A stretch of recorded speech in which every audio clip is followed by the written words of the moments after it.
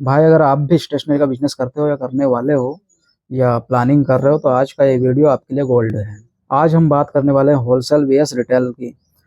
किस में ज़्यादा प्रॉफिट है, होलसेल में ज़्यादा प्रॉफिट है या रिटेल में ज़्यादा प्रॉफिट है, इस बारे में आज हम बात करने वाले हैं। ज़्यादा प्रॉफिट कौन देता है, कहाँ ज़्यादा रिस्क रहता है, बस इन्हीं सब टॉपिक पे आज का हमारा वीडियो रहने वाला है। और कैसे तुम दोनों को मिलाकर डबल इनकम ले सकते हो, बस इसी बारे में हम आज बात करने वाले हैं। नमस्ते दोस्तों, वेलकम टू नित्या स्टेशनरी। यहाँ हम बात करते हैं रियल बिजनेस, रियल प्रॉफिट और रियल ग्राउंड रियलिटी की। तो चलिए दोस्तों, वीडियो को शुरू करते हैं। मैं खुद एक दुकान चला रहा हूँ तो मैं आपका अपना पर्सनल एक्सपीरियंस आपके साथ शेयर करूँगा। तो वीडियो को एंड तक देखें क्योंकि वीडियो के एंड में मैं आपको एक रियल स्ट्रेटजी देने वाला हूँ। सबसे पहले बेसिक समझते हैं, होलसेल क्या होता है, रिटेल क्या होता है। होलसेल का मतलब होता है बल्क में सेल करना। एग्जाम्पल जैसे मैं आपको देता हूँ कि 100 नोटबुक आपने एक साथ सेल करी, वो हो गया आपका होलसेल सेल। जैसे कि आपने किसी स्कूल में होलसेल में आपने पूरी 100 नोटबुक्स एक साथ सेल कर दी। अब रिटेल क्या होता है, डायरेक्ट कस्टमर को माल बेचना। जैसे कि एग्जाम्पल, एक बच्चा आया और 10 रुपए का उसको पेन दिया आपने। सिंपल भाषा में आप समझ लो कि होलसेल मतलब क्वांटिटी गेम और रिटेल मतलब कि मार्जिन गेम। अब प्रॉफिट कंपैरिजन करके मैं आपको बताता हूँ। पेन खरीद, होलसेल का पेन खरीद है 10 रुपये और आपने उसको बेचा 11 रुपये में, तो आपका प्रॉफिट हुआ उसमें 1 रुपया।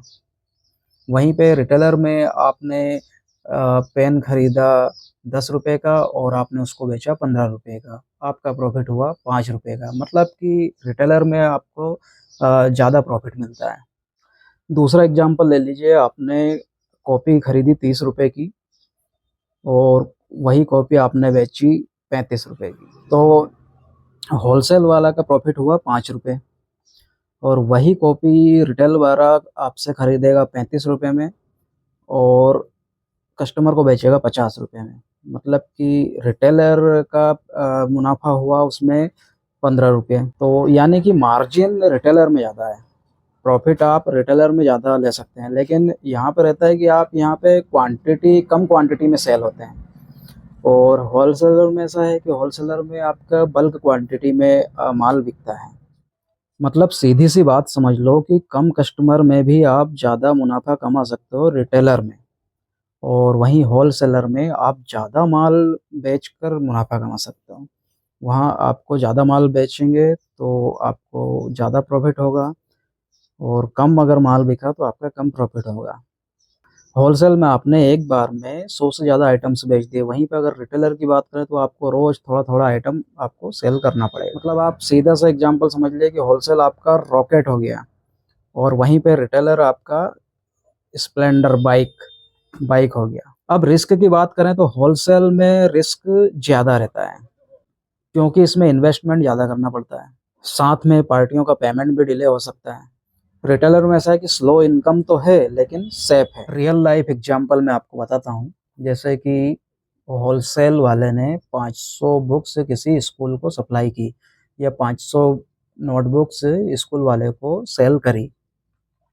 अब होता क्या है कि उसको एक कॉपी पर 5 रुपये का प्रॉफिट होता है और वहीं पे उसने 500 नोटबुक्स उसको सेल किए, तो 500 इंटू अगर हम 5 करते हैं तो लगभग 2500 रुपये का प्रॉफिट होता है।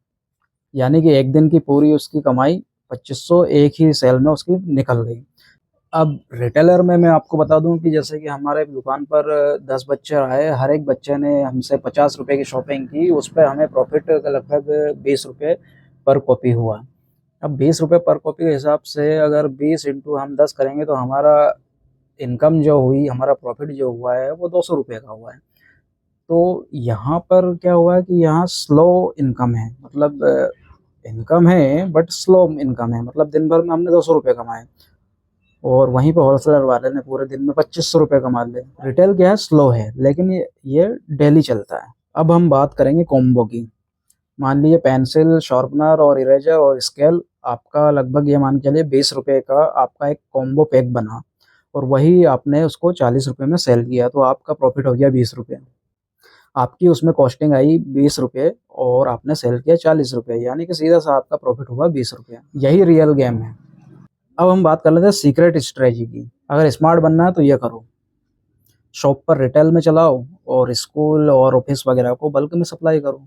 मतलब कि स्कूल और ऑफिसेज वगैरह हुए, उनमें आप होलसेल में सप्लाई कर सकते हैं। कॉम्बो पैक वगैरह बनाओ और डबल मुनाफा कमाओ। सिंगल इनकम नहीं, मल्टीपल इनकम बनाओ। अब मैं आपको कुछ ग्रोथ टिप्स देने वाला हूँ, जिन्हें आप ध्यान से सुनना। कस्टमर से आपको रिलेशन बनाना है, बच्चों को अट्रैक्ट करो।